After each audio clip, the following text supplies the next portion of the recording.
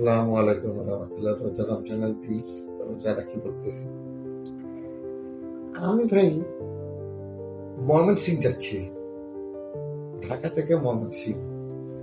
তো বাসের মধ্যে একটা লোক বললো, ভাই আপনি কোথেকে এসেছেন? আমি বললাম, আমি তো চিরাং থেকে ঢাকা এলাম, ঘুরলাম ফিরলাম, এখন ময়মনসিং ইচ্ছা ঘোরার, ওখানে ঘুরবো, তারপরে কিশোরগঞ্জ যাবো, এখানে ঘুরে ফিরি আমি ঢাকা থেকে চিটাং চলে যাবো।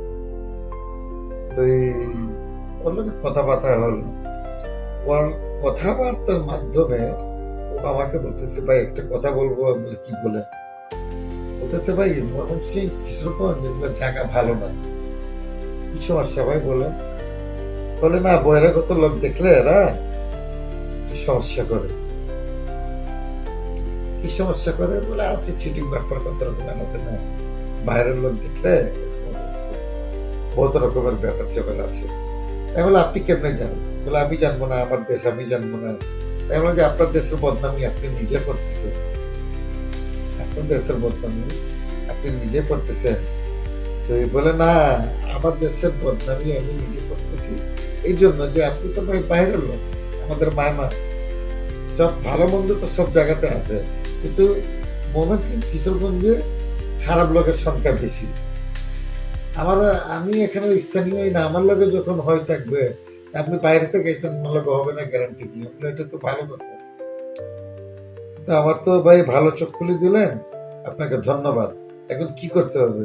বলে, আপনি আমার মোবাইল নম্বরটা রাখেন, কোন সময় যদি এরকম সমস্যা দেখেন আমাকে ফোন করিন, আমি আপনার কি সহযোগিতা করতে পারি আমার দেশের মেহমান হিসাবে আপনি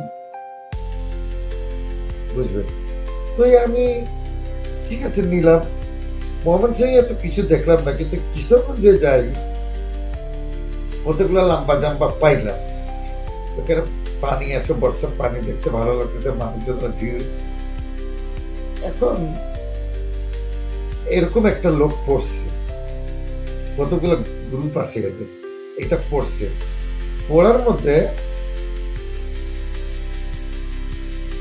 আমি পড়ছি। তো ওর মধ্যে একটা আমার পরিচিত লোক পড়ে গেছি। আমারও দেখি, বলে, কি রে ভাই আপনি এখানে? আমি বলে, হ কি ব্যাপার? দেখো তো এগুলো কি বলে মানুষগুলো। বলে কি, আরে ভাই উনারা চিনেন? ও লোক বলতেছে ওদেরকে, উনারা চিনেন? উনি ফয়লাতুলি বাজারে পুরানো দোকানদার, বড় দোকানদার। আমি এখানে গাড়ি চালাই যে, উনি আমার লোক ঘুরে, আমি চিনি উনারা। তো বলে, কি বলেন? বলে, হ্যাঁ